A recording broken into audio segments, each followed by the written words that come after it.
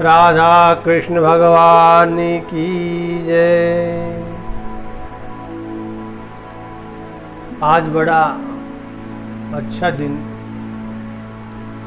और आप सब लोगों ने मिलकर के ये मन में संकल्प लिया कि हम श्रीमद् भगवद गीता सुनना चाहते हैं। 15 दिन पहले आपसे चर्चा थी कि श्राद्ध के दिनों में हम क्या करें। श्राद्ध तो निकालते ही हैं, इसके अलावा हमारे पितरों को सद्गति मिले, पितरों को तृप्ति हो हमारे द्वारा, ऐसा हमें क्या करना चाहिए, ये हमारी चर्चा थी आपसे। सुंदरकांड का पाठ करें या रामचरितमानस का पाठ करें या कोई पितृयज्ञ करें, तो हमने विचार रखा पितरों के लिए तो श्रीमद् भगवद गीता का पाठ होना चाहिए, हमें सुनना चाहिए। श्रीमद् भगवद गीता का पाठ पितरों के निमित्त कराया जाए,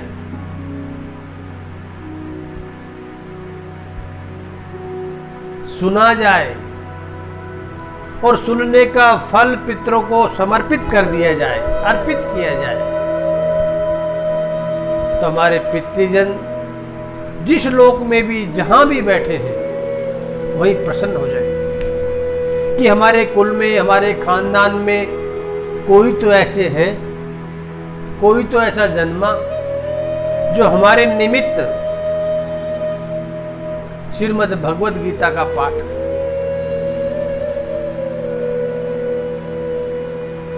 ऐसे शुभ अवसर पर, शुभ दिन में, पितरों के ही दिन है, पितरों के ही निमित्त है, तो हम भगवद गीता की चर्चा करें। श्रीमद् भगवद गीता भगवान द्वैपायन वेदव्यास जी ने लिखी। भगवान श्री कृष्ण के श्री मुख से गीता का प्रादुर्भाव हुआ।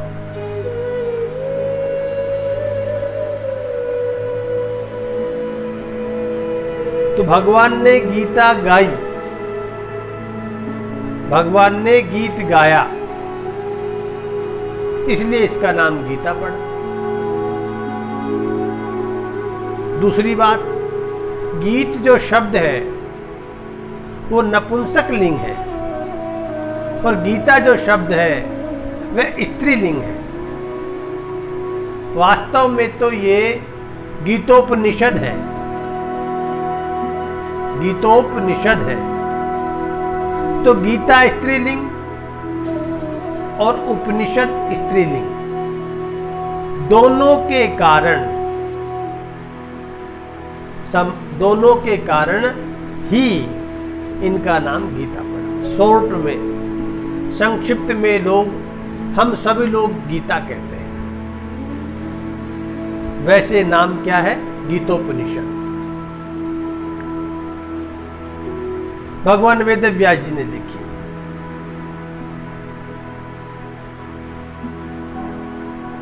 गीतोपनिषद में 18 अध्याय हैं।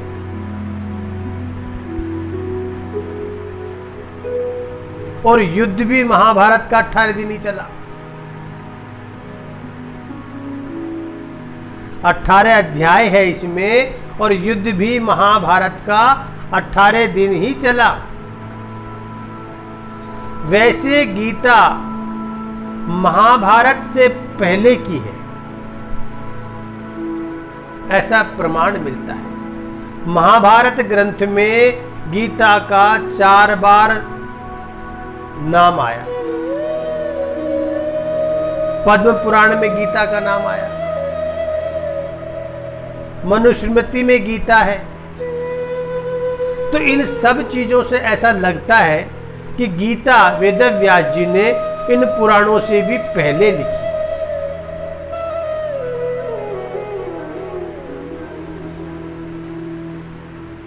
योग वासिष्ठ में भी गीता को स्मृति नाम से संबोधित किया गया।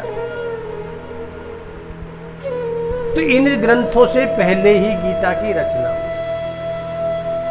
गीता एक छोटा सा ग्रंथ है, मात्र 700 श्लोक उसके अंदर है, लेकिन विश्व में सबसे ज्यादा लोकप्रिय और प्रचलित ग्रंथ कोई सनातन धर्म का है तो वह गीता है। इतनी ज्यादा प्रसिद्धि गीता की कैसे हुई? लोग गीता को क्यों इतना ज्यादा पसंद करते हैं? या फिर गीता में ऐसी क्या खास चीज है जिसे लोग ग्रहण करना चाहते हैं और किया है, अपनाया है? और जिन्होंने गीता को अपनाया उनका जीवन धन्य हुआ, और जो अपना रहे हैं उनका भी जीवन धन्य हो रहा है। छोटा सा ग्रंथ है गीता, 700 श्लोक इसके अंदर है। सबसे पहला श्लोक धृतराष्ट्र ने कहा संजय से। युद्ध भूमि में युद्ध चल रहा था, युद्ध भूमि में युद्ध चल रहा था। बीच में धृतराष्ट्र को याद आया तो उन्होंने संजय को बुलाकर कहा कि कुरुक्षेत्र के मैदान में मेरे पुत्र और पांडु के पुत्र, मेरे पुत्रों ने और पांडवों के पुत्रों ने क्या किया, ये सब मुझे बताओ। क्या किया? यानी कि हो भी चुका और चल भी रहा है, हो रहा है। तो गीता जो संजय ने धृतराष्ट्र को सुनाई थी वह युद्ध के प्रारंभ होने के बाद में सुनाई। युद्ध के प्रारंभ होने के बाद में गीता सुनाई। धृतराष्ट्र का एक प्रश्न, एक श्लोक। संजय ने 41 श्लोक कहे और भगवान श्री कृष्ण से अर्जुन ने 84 श्लोकों में अपने प्रश्न किए। 84 श्लोकों में अपने प्रश्न किए और 574 श्लोकों में भगवान ने अर्जुन को गीता का ज्ञान दिया। कितने श्लोक? 574 श्लोक। तो 574 प्लस 41 प्लस 84 प्लस 1, कुल मिलाकर के ये 700 श्लोक। 700 श्लोकों में श्रीमद् भगवद गीता का निर्माण हुआ।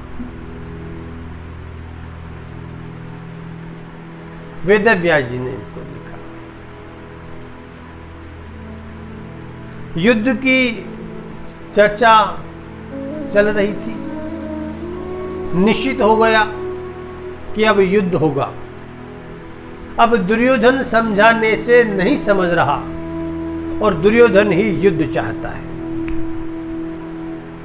भगवान श्री कृष्ण द्वारिका में विश्राम कर रहे थे अपने कक्ष में। तो दुर्योधन को लगा कि इस भयंकर युद्ध में जो होने वाला है, क्यों न इसमें श्री कृष्ण की सहायता ली जाए। दुर्योधन भगवान श्री कृष्ण को भगवान नहीं मानते थे। इतनी शक्ति का परिचय होने के बाद भी दुर्योधन ने कभी भी अपने मुख से भगवान श्री कृष्ण को भगवान नहीं कहा, न माना। एक गाय चराने वाला, एक ग्वाला, जो कहीं न कहीं हमारे वंश से, हमारे कुल से संबंध रखता है, बस इतना ही माना। इतनी उसकी बुद्धि थी। जिसकी बुद्धि जैसी है वो उतना ही वैसा ही सोच पाता है। बुद्धि का विस्तार तो सोचने का विस्तार। बुद्धि में संकीर्णता, संकुचितपन, तो सोच में भी संकीर्णता, सोच में भी संकुचितपन आएगा ही आएगा। दुर्योधन पहुंच जाते हैं द्वारिका में भगवान श्री कृष्ण के पास। अब भगवान श्री कृष्ण तो कौतुकी हैं, वो तो नाटक करने वाले हैं, नटवर वपु है ना। तो भगवान श्री कृष्ण अपने शयन कक्ष में आराम कर रहे हैं, विश्राम कर रहे हैं, मानो कि सो रहे हैं। दुर्योधन गया और जाकर के भगवान को सोते हुए देख करके और भगवान के शयन कक्ष में सिरहाने जाकर खड़ा हो गया कि जब उठेंगे तभी तो चर्चा होगी, तभी हम कुछ कहेंगे, तभी हम कुछ मांगेंगे। उधर से अर्जुन भी, वो भी चल दिए और हस्तिनापुर, और सीधे भगवान के शयन कक्ष में प्रवेश कर गए। तो अर्जुन की दृष्टि पड़ी भगवान के ऊपर कि वो तो सो रहे हैं।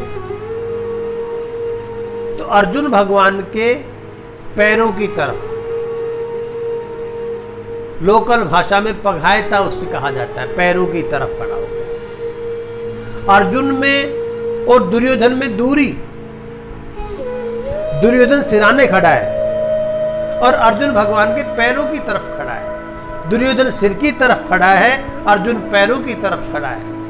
ये दूरी, ये 2 गज की दूरी आज की दूरी नहीं है जो हम रोज सुनते आ रहे हैं कि 2 गज की दूरी, 2 गज की दूरी। ये कोरोना के समय में ये 2 गज की दूरी क्या है कि कोरोना हमारा शत्रु है और हम कोरोना से ग्रसित न हो जाएं, इसलिए दूरी।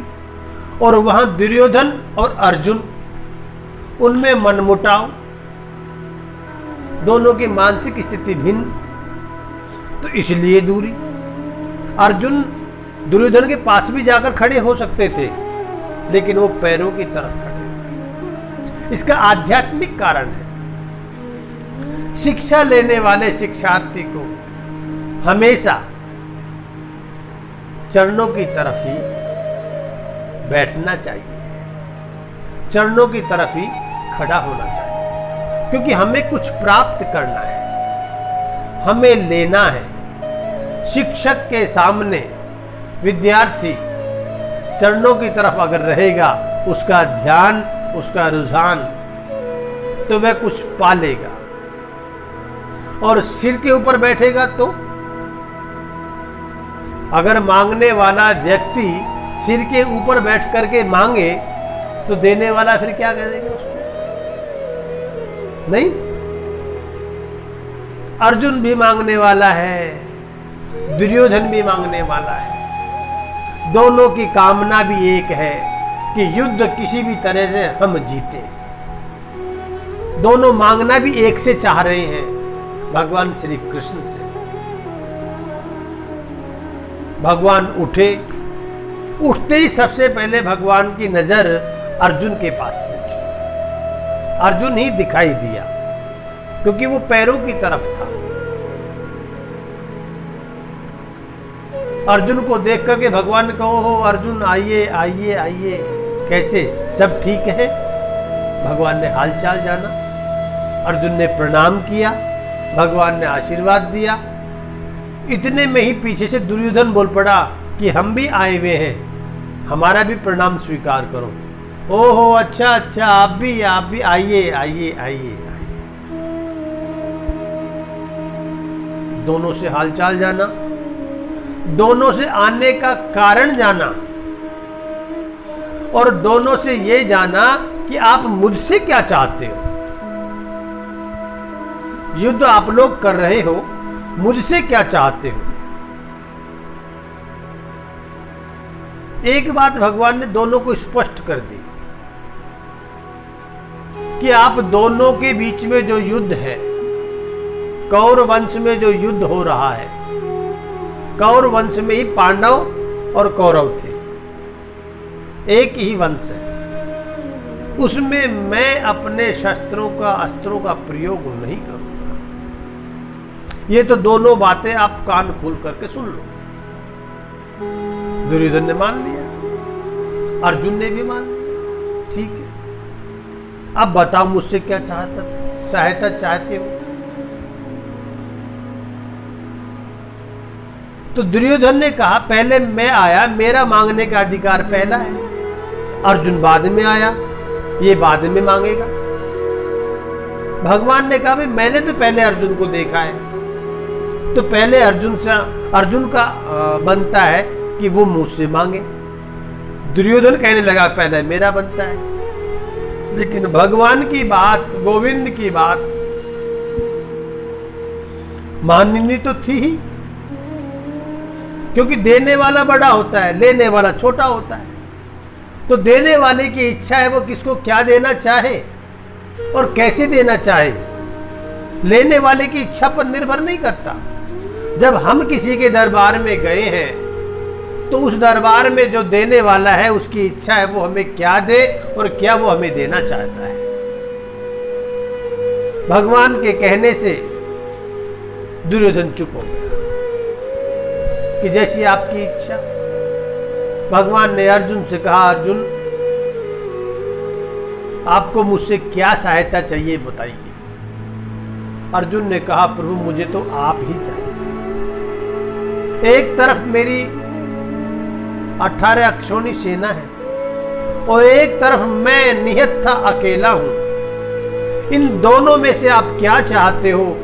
अर्जुन ने कहा मैं तो मात्र भगवान आप ही को चाहता हूं। प्रभु मुझे तो आप चाहिए, मुझे सेना नहीं चाहिए। देखिए कितना पक्का विश्वास है, इसी का नाम निष्ठा है।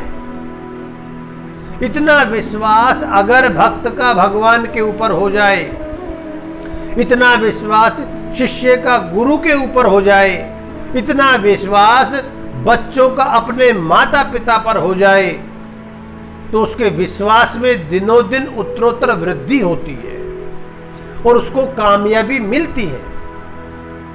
जो बच्चे अपने माता पिता पर अटूट विश्वास करते हैं, अटूट श्रद्धा रखते हैं, वो बच्चे कभी निष्फल नहीं होते, हमेशा फलित रहते हैं, हमेशा विजयी होते हैं। क्योंकि सबसे पहला गुरु ही मां है, पिता है। बच्चों की अपने माता पिता के प्रति जो सेवा भावना में श्रद्धा है, उसी से तो तरक्की प्राप्त होगी। भगवान भी तो उसी से प्रसन्न होते हैं। बच्चे अगर भगवान को चाहे, माता पिता को न चाहे, तो भगवान भी कुछ देने वाले नहीं है। इसलिए अपने माता पिता को सबसे पहले पूजना चाहिए, फिर कहीं और जाए। सर्वप्रथम माता पिता। तो अर्जुन ने कहा प्रभु मुझे तो आप चाहिए। मन ही मन दुर्योधन प्रसन्न हो रहा है कि अच्छा हुआ, पहला नंबर इसका, तो इसने इसी को मांग लिया। इस अकेले ग्वाले के बस की क्या है, और कुछ होगा तो देख लेंगे, मुझे तो मात्र इसकी सेना चाहिए। मन ही मन दुर्योधन ये बात बोल रहा है। और भगवान बार बार अर्जुन की तरफ कह रहे हैं कि मैं अकेला, मेरी सेना, इतनी सेना, बलवान सेना, इतनी ताकतवर सेना, युद्ध में प्रवीण सेना। बोलो प्रभु मुझे सेना की जरूरत नहीं, मुझे तो आपकी जरूरत है। भगवान ने कहा ठीक है, लेकिन ये बात याद रखना, मैं शस्त्र नहीं उठाऊंगा। ठीक है। दुर्योधन ने मांगा मुझे तो आपकी सेना चाहिए। भगवान चाहते तो इतनी सेना का निर्माण और भी कर सकते थे, लेकिन भगवान ने जब अपने आप को समर्पित किया अर्जुन की बात पर, तो केवल अपने आप ही रहे, अपने शस्त्रों को अस्त्रों को भगवान ने नहीं प्रयोग किया। एक जगह किया, उसकी चर्चा हम बाद में करेंगे। तो दुर्योधन अपनी सेना को लेकर चला गया। भगवान श्री कृष्ण ने 18 अक्षौणी सेना दुर्योधन को दे दी और अर्जुन के साथ भगवान श्री कृष्ण स्वयं। देखो, युद्ध की नीति पहले बनी, युद्ध की घोषणा पहले हो गई। अर्जुन को पता है युद्ध होगा, दुर्योधन को पता है युद्ध होगा। अर्जुन को यह भी पता है कि दुर्योधन की सेना में कौन कौन है, दुर्योधन को भी पता है कि अर्जुन की सेना में कौन कौन है। भगवान श्री कृष्ण अर्जुन के साथ गए तो अर्जुन ने कहा, प्रभु आप मेरे सारथी बन जाइए और मैं फिर युद्ध के मैदान में चलूं। भगवान ने सारथी बनना स्वीकार किया और युद्ध के मैदान की ओर चल पड़े। ये गीता का प्रारंभिक पार्ट मैं आपको बता रहा हूं, क्योंकि शुरू जब से नहीं, वहां से नहीं करेंगे तो फिर केवल आगे आगे फिर आप कुछ कम समझ पाएंगे। मेरा प्रयास रहेगा कि आपको वैसे देखिए, भगवान श्री कृष्ण ने मात्र 45 मिनट में ये गीता का ज्ञान अर्जुन को दिया। गीता में कितने श्लोक मैंने भी आपको बताया, 700 श्लोक है। भगवान ने कितने श्लोक बोले, 574 श्लोक। अर्जुन ने कितने श्लोक बोले, 84 श्लोक। तो 84 श्लोक प्लस 574 श्लोक, ये सब 45 मिनट का खेल हुआ। और ये कहां हुआ? युद्ध के मैदान में, कुरुक्षेत्र में, रणभूमि में हुआ।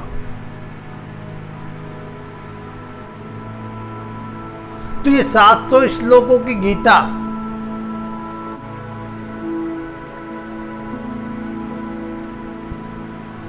ये श्रीमद् भगवत गीता 45 मिनट में भगवान ने ज्ञान दिया। तो 45 मिनट में आज मैं आपको केवल मात्र श्लोक पढ़ करके सुना सकता हूं, केवल मात्र श्लोक पढ़ करके सुना सकता हूं, बोल करके सुना सकता हूं, लेकिन आप समझ नहीं पाएंगे। आपको 45 मिनट के अंदर ही नींद आने लग जाएगी, जम्हाई आएगी, उबासी आएगी। कभी पैर सीधा करोगे, कभी पैर उल्टा करोगे 45 मिनट में। क्यों? क्योंकि संस्कृत में श्लोक है और 45 मिनट में पूरे करने हैं, लेकिन आप कुछ समझ नहीं पाएंगे। उस समय के भगवान श्री कृष्ण और उस समय अर्जुन, वो दोनों समझते थे। अर्जुन समझते थे, अर्जुन शिक्षित थे, संस्कृत के जानकार थे और केवल मात्र इशारे को ही समझते थे। ये श्लोक तो केवल मात्र इशारा ही है अर्जुन को। नहीं तो एक श्लोक के आज हमारे संत महात्मा इतने व्याख्या करते हैं, इतनी व्याख्या करते हैं, और गीता को तो जितनी बार पढ़ो ना तो हर बार नए नए भाव उत्पन्न होते हैं, हर बार नए नए भाव उत्पन्न होते हैं। गीता में वेदों का सार है, गीता में पुराणों का सार है, सार है इसमें। गीता को पढ़ने के बाद या गीता को अपनाने के बाद और किसी ग्रंथ को अगर आप पढ़ना चाहें तो आपकी इच्छा, न पढ़ना चाहें तो आपकी इच्छा, सुनना चाहें तो आपकी इच्छा, लेकिन गीता को एक बार अपना लिया, गीता को एक बार ध्यान लिया, गीता का एक बार हृदय में निवास करा लिया तो फिर और कुछ सुनने की, कहने की चर्चा जरूरत नहीं। सरस है गीता। गीता सबके लिए है, स्त्री हो पुरुष हो। अच्छा, कुछ लोगों का ऐसा मानना है कि गीता में सन्यासियों की शिक्षा है, यानी कि जो गीता पढ़ेगा वो सन्यासी हो जाएगा, या फिर सन्यासी को ही गीता पढ़नी चाहिए। कुछ लोग ऐसा मानते हैं और अपने बच्चों को गीता से दूर रखते हैं कि कहीं ये बच्चा बाबा जी ने बन जाए, कहीं ये बच्चा साधु ने बन जाए, दूर रखते हैं। कुछ लोगों का मानना है कि गीता में विज्ञान है, गीता में विज्ञान है। कुछ लोग गीता को आध्यात्मिक ग्रंथ कहते हैं, गीता को आध्यात्मिक ग्रंथ कहते हैं। तो गीता में साइंस है, गीता में आध्यात्मिकता है, गीता सन्यासियों के लिए है। सबकी अलग अलग सोच है, लेकिन मानते सब हैं। कोई साइंस के रूप में मानता है, कोई आध्यात्मिक ग्रंथ के रूप में मानता है, कोई दार्शनिक ग्रंथ के रूप में मानता है, मानते सब हैं।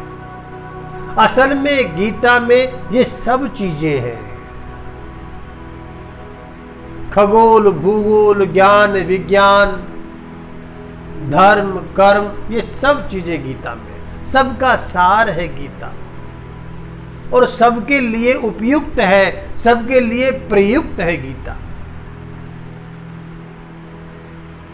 कोई जाति का बंधन नहीं, कोई वर्ण का बंधन नहीं, सबके लिए गीता है।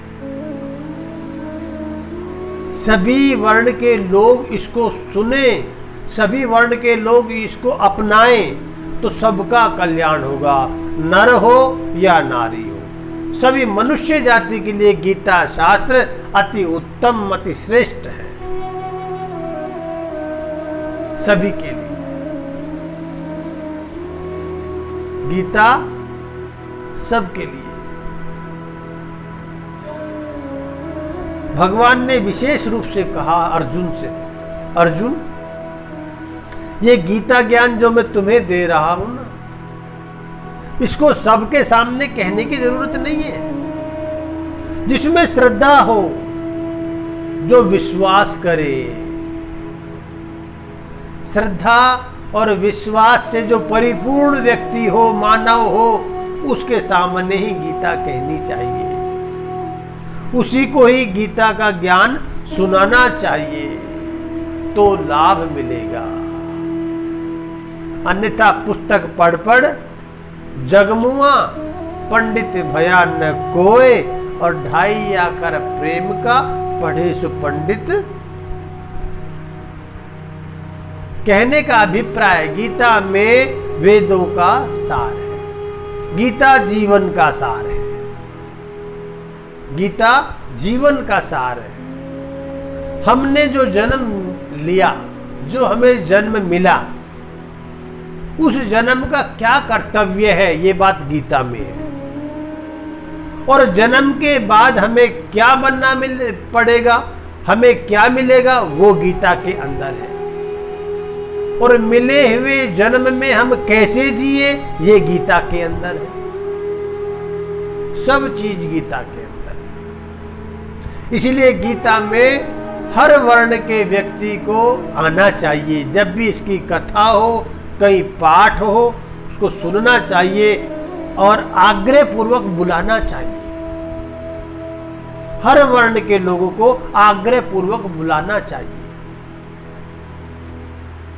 यही सनातन धर्म की परंपरा है। वैदिक सनातन धर्म का यही उद्देश्य है कि हम सब एक हैं, चारों वर्ण एक है। वर्ण की व्यवस्था जो भगवान ने की है गीता के अंदर, बड़ी अद्भुत व्यवस्था है।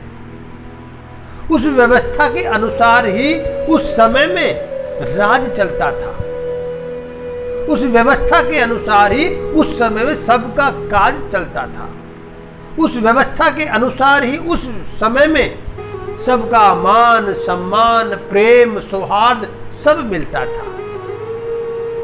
लेकिन ये तो आज का जो युग है ना, ये कलयुग है।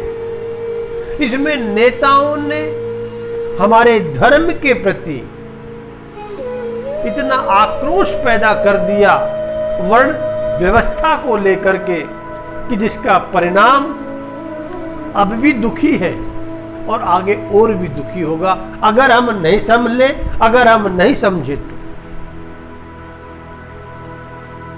अगर हम नहीं समझ ले और नहीं समझे तो इसका परिणाम अत्यंत दुखी होगा।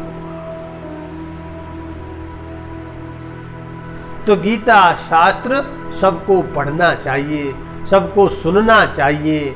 जैसी भी अवस्था हो, जैसी भी व्यवस्था हो, सब में अपनाना चाहिए, सब में अपनाना चाहिए, सुनना चाहिए। भगवान श्री मुख से अपनी बात कीजिए।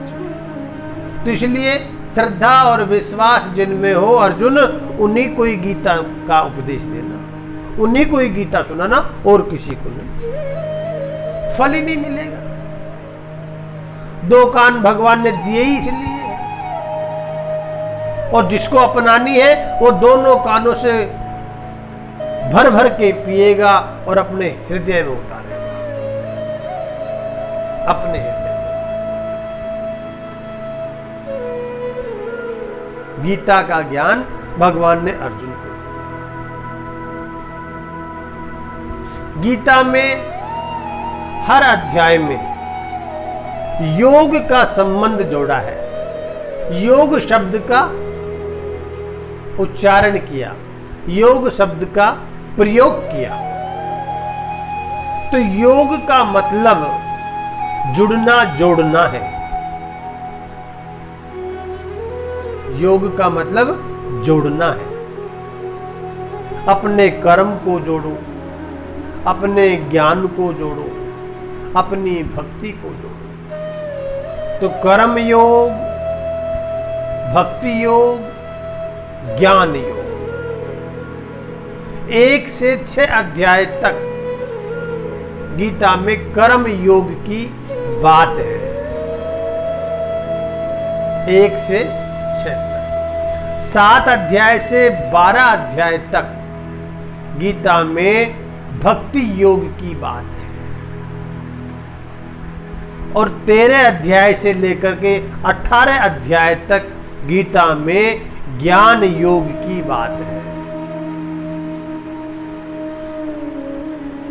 पहले भगवान श्री कृष्ण ने अर्जुन को कर्म योग की बात बताई, फिर भगवान ने भक्ति योग की बात बताई, और फिर भगवान ने ज्ञान योग की बात बताई। तो ज्ञान, भक्ति, कर्म, भक्ति और ज्ञान, ये तीनों जिनके जीवन में आ जाए उसके साथ में साक्षात भगवान प्रकट हो जाए, उसके सामने साक्षात भगवान प्रकट हो जाए। जो कर्म योग से जीता है, जो भक्ति योग से जीता है, जो ज्ञान योग से जीता है, जिसके जीवन में कर्म, भक्ति और ज्ञान तीनों का समावेश हो, उसके जीवन में आनंद ही आनंद है।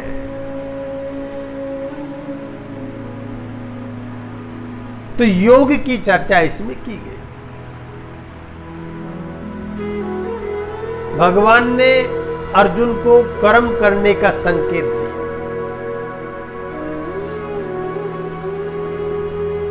फिर भक्ति का संकेत दिया, फिर ज्ञान का संकेत।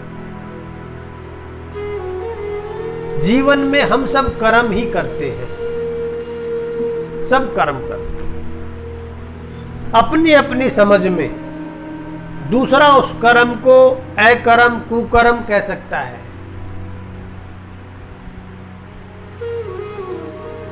लेकिन व्यक्ति खुद की समझ से जो करता है वह यही मानकर करता है कि ये मेरा कर्म है, जबकि जो वास्तविक उसके कर्म है उसको वह भूल बैठा है। अज्ञान के कारण उसका ज्ञान ढक गया, इसलिए वो हर कर्म को ही अपना कर्म करता हुआ मानता है और कहता है जो कुछ कराता है परमात्मा कराता है, मैं क्या कर सकता हूं, मैं क्या कर सकता हूं। इंसान कुछ नहीं करता, ऐसा मानता है जो कुछ करता है भगवान कराते हैं, मैं क्या कर सकता हूं। तो भगवान ने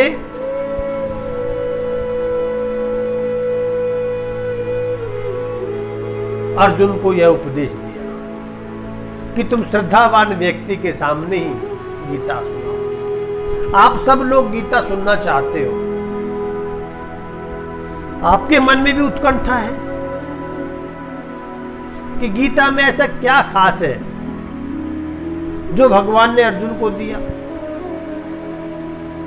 गीता में ऐसा क्या खास है जो हमारे जीवन में वह काम आ जाए।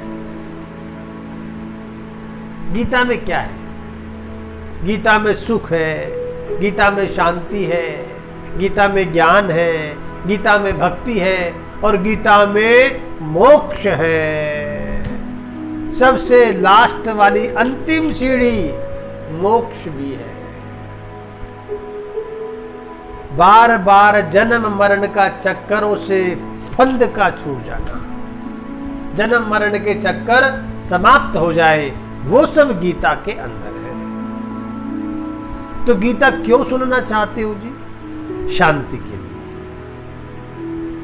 गीता क्यों सुनना चाहते हो? मुक्ति के लिए। गीता क्यों सुनना चाहते हो? भक्ति के लिए, कि भक्ति मिले, ज्ञान मिले और फिर मोक्ष भी मिल जाए। यहां मोक्ष हमारे पूर्वजों के लिए कथा सुन रहे हो तो उनकी प्राप्ति के लिए, कि इसका फल उनको प्राप्त हो और वो जिस किसी भी योनि में हो वहां से वो मोक्ष को प्राप्त करे, यानी कि भगवान के चरणों में चले जाएं। जिनके पितृ प्रसन्न रहते हैं उनके घर में आनंद रहता है, और जिनके पितृ रुष्ट होते हैं, असंतुष्ट होते हैं, उनके घर में हमेशा घमासान बना रहता है। कोई स्वस्थ अपना ठीक नहीं, रोग से पीड़ित है, किसी का काम नहीं हो रहा, घर में रोज कभी सास की, बहू की, बाप की, बेटे की, माँ की, बेटे की, माँ की, बेटी की, सबकी तू मैं, सबका व्यवहारों में भिन्नता, सबके मस्तिष्क में विचित्र स्थिति बनी हुई है। तो वो सब एक उसका मेन कारण है कि हमारे पितृ संतुष्ट नहीं। ये उनको अचूक मान लेना चाहिए कि जिसके घर में रोज चीड़ पीड़ बनी रहती है, व्यवसाय नहीं चलता है या कोई काम खोले उसमें बरकत नहीं होती है, उन्नति नहीं होती है, प्रगति नहीं होती है, बच्चों में संस्कार पैदा नहीं हो पा रहे, देने के बाद भी बच्चे विमुख होते जा रहे हैं, समझ लो पितृ दोष है, हमारे पितृ असंतुष्ट हैं।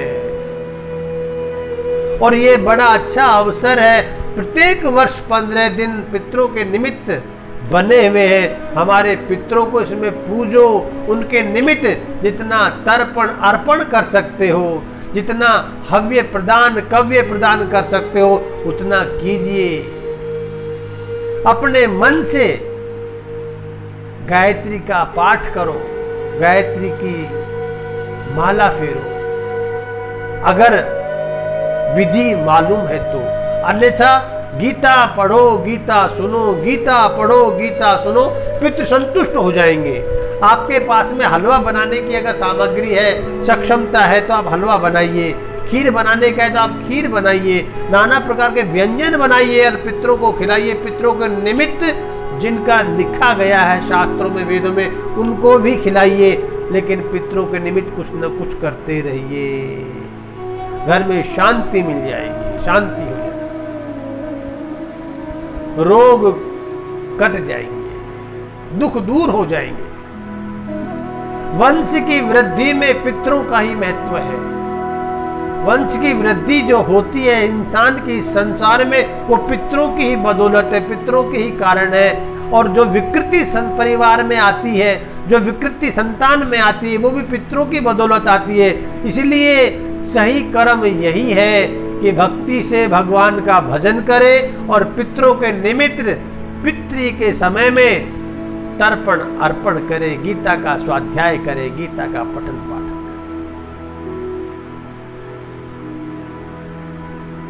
करे। इसलिए गीता सुनना चाहते हैं। गीता क्यों सुनना चाहते हैं? इसलिए गीता सुनना चाहते हैं कि इससे शांति मिल जाए, और जो हमारी कामनाएं दिनों दिन बढ़ रही है ना जी, उन कामनाओं की पूर्ति भी हो जाए। इसलिए हम गीता सुनना चाहते हैं। भगवान श्री कृष्ण ने अर्जुन को गीता का ज्ञान क्यों दिया? ये बात बहुत महत्वपूर्ण है। भगवान श्री कृष्ण ने, गोविंद ने गीता का ज्ञान अर्जुन को क्यों दिया? क्या अर्जुन अज्ञानी था? क्या अर्जुन नासमझ था? क्या अर्जुन धर्म कर्म को नहीं जानता था? अरे भाई, अर्जुन तो महापुरुष था।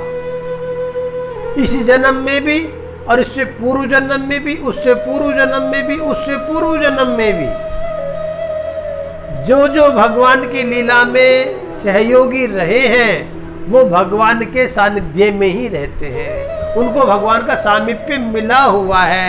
वो तो केवल लीला के कारण इस पृथ्वी पर हमको ज्ञान देने के लिए, हमको ज्ञान देने के लिए आते हैं भगवान, और लीला करते हैं। रे मनुष्यों, तुम कैसे कैसे कर्म कर रहे हो कोई नहीं जानता, केवल मैं जानता हूं। भगवान कहते केवल मैं जानता हूं, और इसका दंड, इसका फल कोई नहीं देगा, मैं भी नहीं दूंगा। तो कौन देगा? वो अपने आप ही देंगे। कौन? हमारे कर्म। कर्मों का जो फल है वो अपने आप ही प्राप्त होता है, देने से, कहने से नहीं है। हम भगवान को निमित्त मानते हैं कि भगवान के कारण ऐसा हो रहा है, भगवान के कारण ऐसा हो रहा है, अपितु हमारे कर्म के कारण ही ऐसा होता है। सुख मिले या दुख मिले। देखिए, एक बड़ी अच्छी बात है,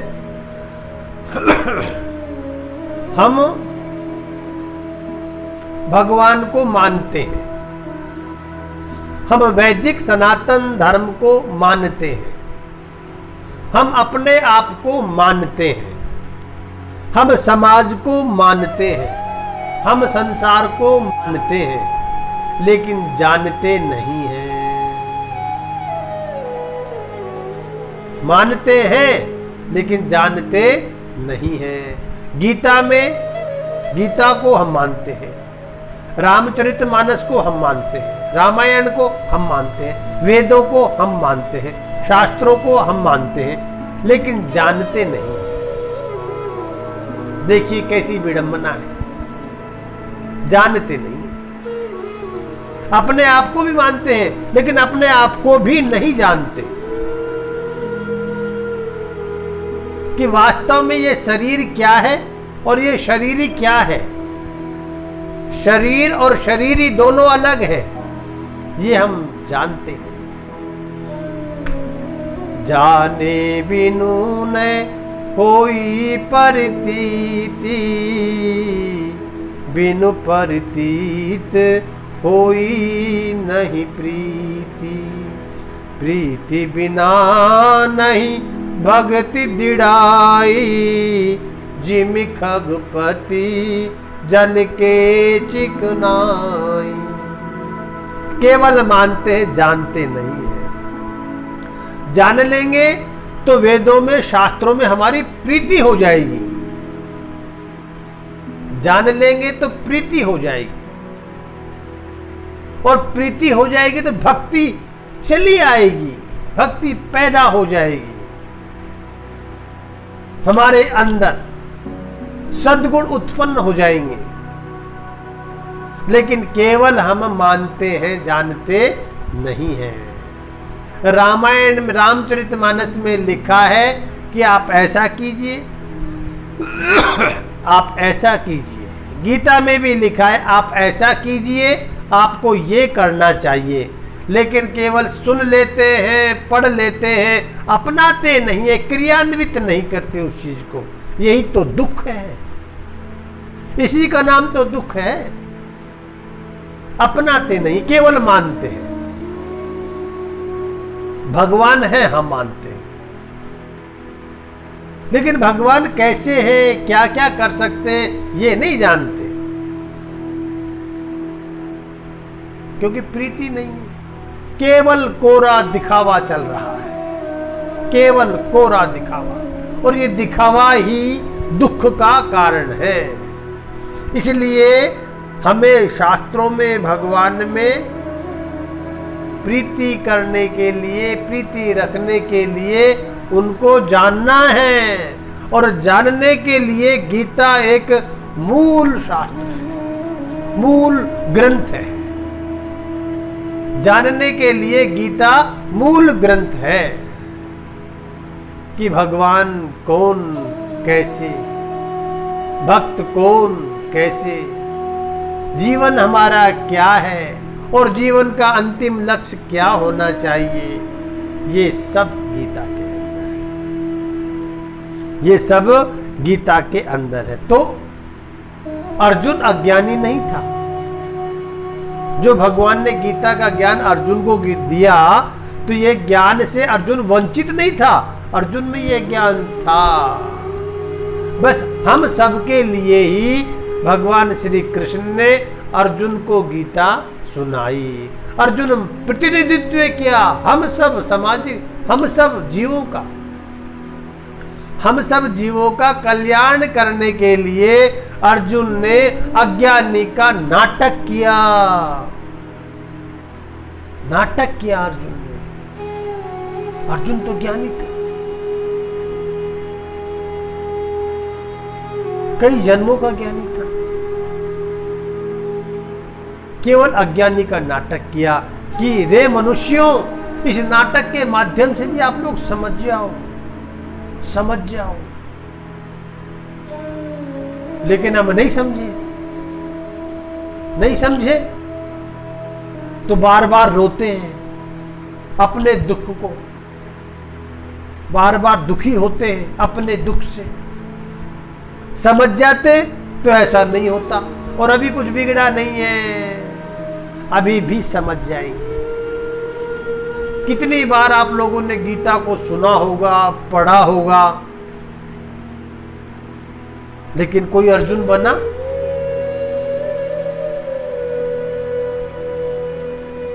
कितनों ने इस विश्व में, संसार में गीता को पढ़ा, कितनों ने सुना, और कितने अर्जुन बने, ये आप और हम नहीं जानते, आप और हम नहीं जानते कितने अर्जुन बने। और गीता में जो लिखा है वो उपदेश आप सुन करके करोगे क्या? जो आपकी मन में आएगी आप वो करोगे, जो गीता बताती है वो नहीं कर पाओगे। तुम्हारा मन नहीं कहेगा ये करो, करोगे वही जो तुम्हारा मन कहता है। लेकिन सुनोगे गीता, लेकिन सुनते रहो, सुनते रहो, सुनते रहो, फिर अभ्यास हो जाएगा, आप अभ्यस्त हो जाओगे, सुनने के आदी हो जाओगे। जब सुनने के आदी हो जाएंगे तो फिर उस रस का चस्का, भक्ति के रस का चस्का हमें आने लगेगा। अगर प्रयास और प्रैक्टिस शुरू कर दी जाए तो अब नहीं तो अगले जन्म में सही, फिर उससे अगले जन्म में सही। अगर धीरे प्रयास करोगे तो फिर किसी न किसी जन्म में तो होगा अभ्यास। अन्यथा अगर इसी जन्म में ऐसा अभ्यस्त हो जाओ आप कि भगवान अब की बार ही हमें मुक्त कर दे, हमारी फिर जन्म मरण लेने के चक्कर से हमें छुट्टी कर दे, तो ये अभी भी हो सकता है।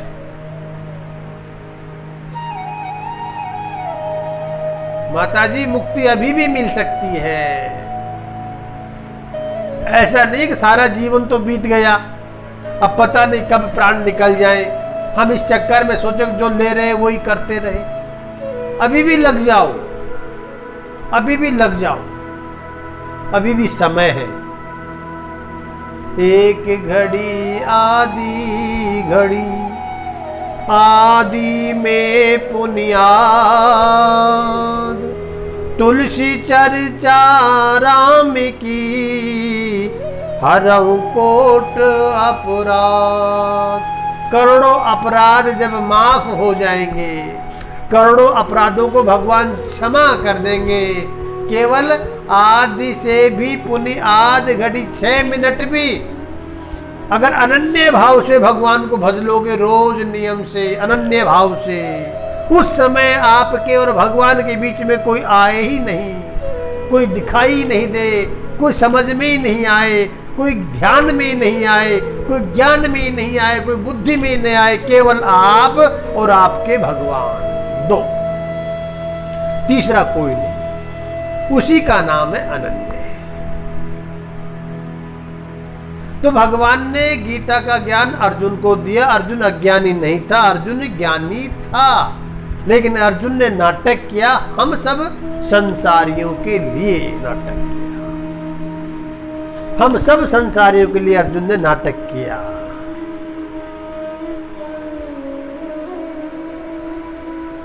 तो युद्ध का मैदान सज गया,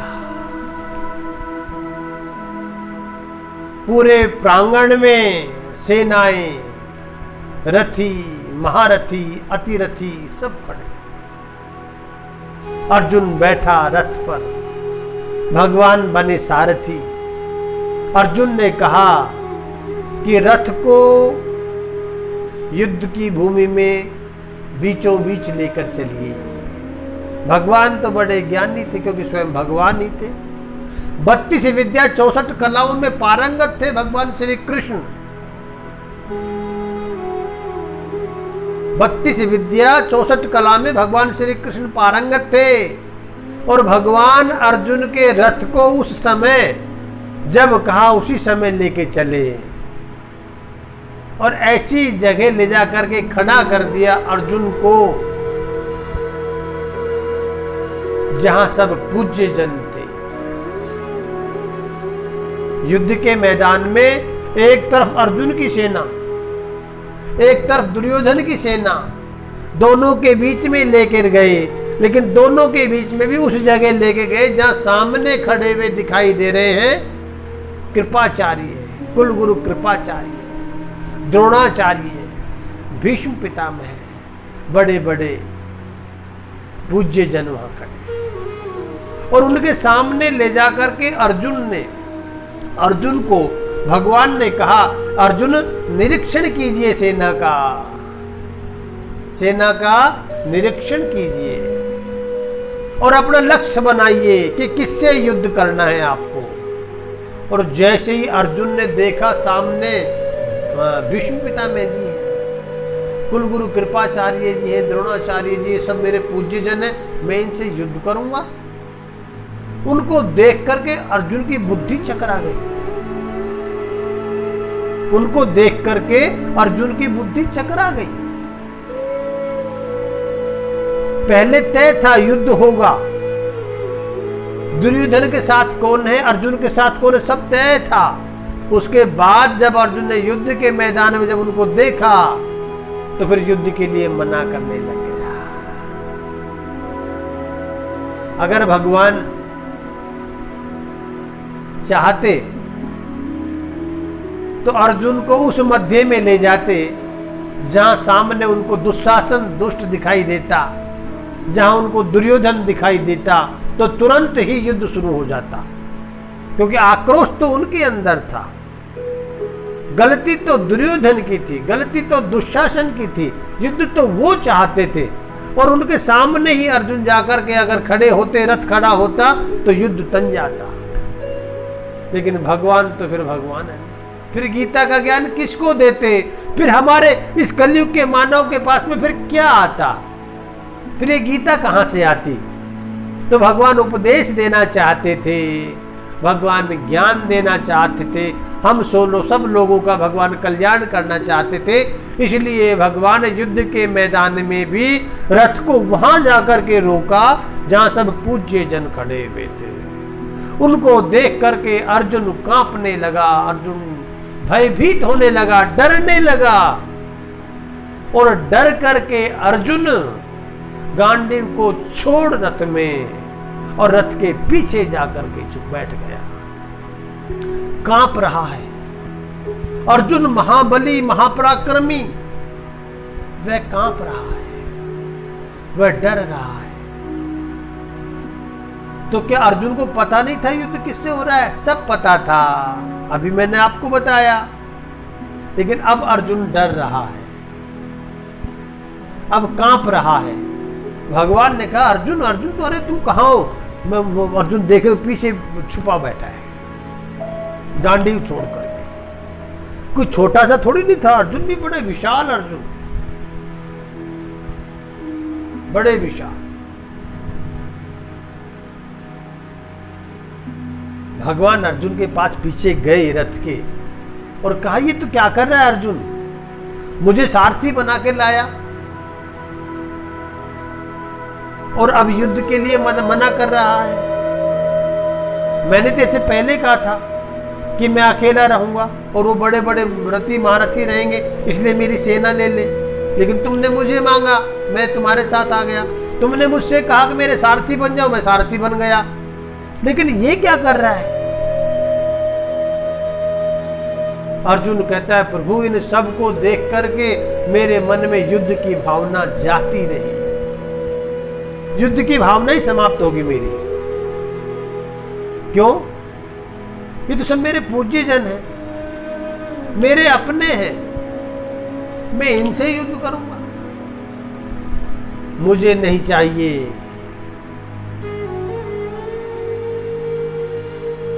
मुझे नहीं चाहिए ऐसा राज्य जो अपनों को मार करके मुझे मिले।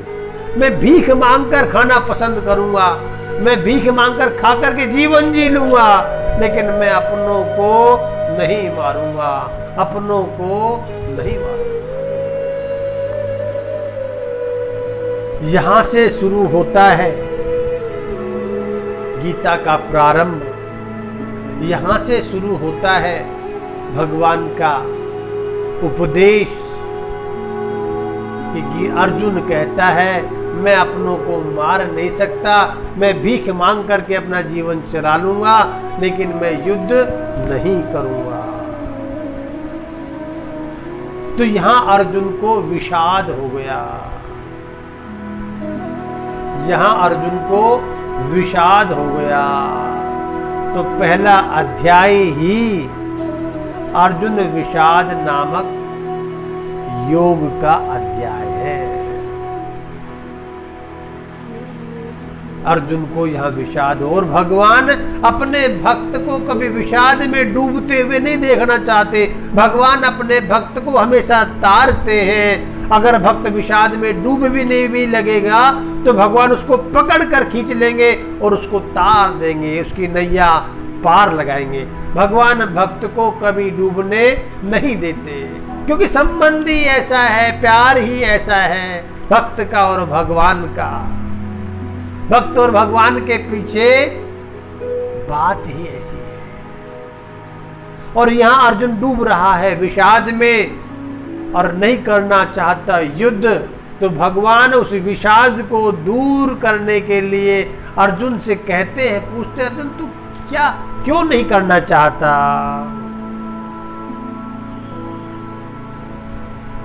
अर्जुन ने कहा प्रभु ये मेरे सब अपने हैं और मैं बड़ा धर्म संकट में पड़ गया। युद्ध की ठान भी ली, युद्ध करना भी चाहता था और चाहता हूं, लेकिन मैं मेरे अपनों से कैसे करूं प्रभु? अब इस धर्म संकट से निवारण मेरा आप कीजिए।